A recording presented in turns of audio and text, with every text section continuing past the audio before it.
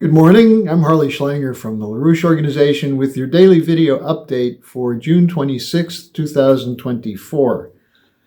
Today I'm going to have an update on the ATACMS missile strike on a beach in Crimea and also the release of Julian Assange yesterday. Some more thoughts on that.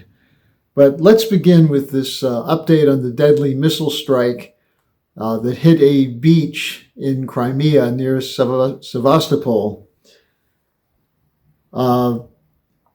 What we can say is that more evidence is emerging that this was a U.S. operation.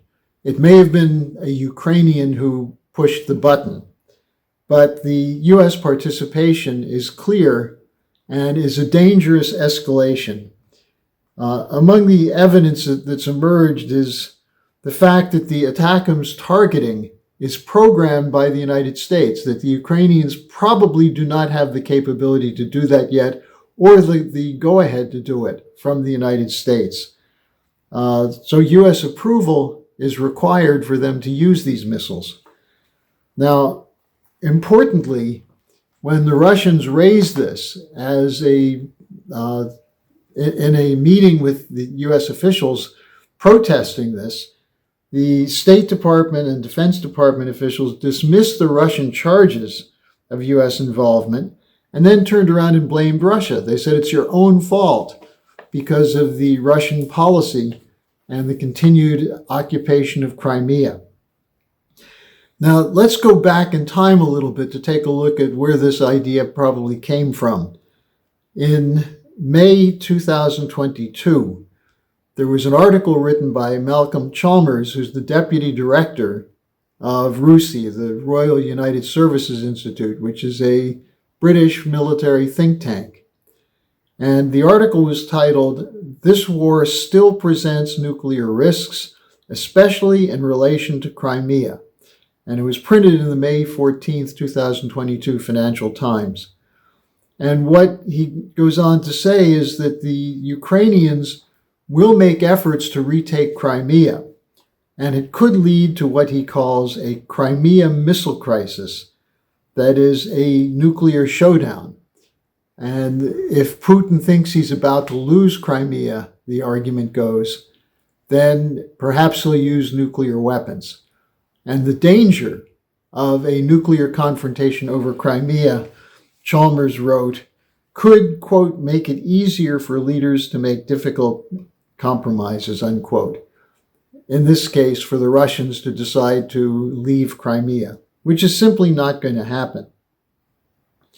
Now, the point here is that it reflects two things. One, the British are willing to push to the edge the confrontation, push the Russians to the brink of no return. And secondly, that they actually believe that they can convince Putin to give up, that if you provide enough long-range weaponry to strike Crimea, the Russians will be suitably impressed and back down, rather than face the threat of nuclear war. Now, the real question is, what kind of insanity is this? The idea that you move in this direction toward a Crimea missile crisis. Now, furthermore, this is being seen by the Russians as a response to Putin's June 14th peace proposal. In other words, instead of negotiations, instead of discussion, go ahead and provoke. Keep pushing the Russians toward making a decision to possibly use nuclear weapons. And this is occurring despite the growing opposition to this war in Europe and probably in the United States as well. You have Donald Trump's statement the other day where he said that he knew that moving NATO into Ukraine would be a provocation to Russia. Well, let's look at that for a second, what Trump knew or didn't know. WikiLeaks published a memo from U.S. Ambassador to Russia, William Burns, from February 1st, 2008. This was part of a release of documents from WikiLeaks. And Burns's memo was titled "Niet means Niet," that is, no means no. Russia's NATO enlargement red lines. And the subhead is NATO enlargement, potential military threat to Russia. Now, what Burns reported in that memo is that the Russians were quite unhappy with the idea of an expansion of NATO, which had come up at a NATO summit. Among the people he quoted was Dmitry Trenin of the Carnegie Moscow Center, who said Ukraine is, quote, the most potentially destabilizing factor in U.S.-Russian relations, unquote. And then Burns, in response to that, said Russia now feels able to respond more forcefully to what it perceives as actions contrary to its national interests. So Burns identified the NATO enlargement as seen as a security threat by Russia. And secondly, that Russia was moving to a point of being physically strong enough, militarily strong enough to react to it. And so his memo, Niet means Niet, was essentially a clear warning, don't push it. Now, it's given that this was released by WikiLeaks, I believe sometime around 2012, 2014, it would have been known to anyone serious in the military, the intelligence community, or the State Department that this was a provocation. The fact that Donald Trump is now citing this, I would say belatedly, I'm glad that he did, but it's a little late. What he should do now is insist that Burns, who's now the CIA director, at that time he was the ambassador to Russia, that Burns talked to Biden about recognizing the danger that he's playing with by continuing to stress, as Blinken did last week, that ultimately Ukraine will be brought into NATO. Now, I'm bringing this up in part because we now have seen the footage. Julian Assange has been released. He's back on his way back to Australia. And think about what he had done with the WikiLeaks documents drop. That they published military field logs from Afghanistan, which showed that the war was going poorly despite the lies from the over and over again about how the U.S. is cleaning up the Taliban, the situation is improving, and so on. A trove of diplomatic cables from the U.S., from the Saudis, emails from various governments, exposure of cyber warfare and surveillance tools that were being deployed. On the Afghan war files, more than 90,000 classified documents were released. On the Iraqi war files, over 400,000.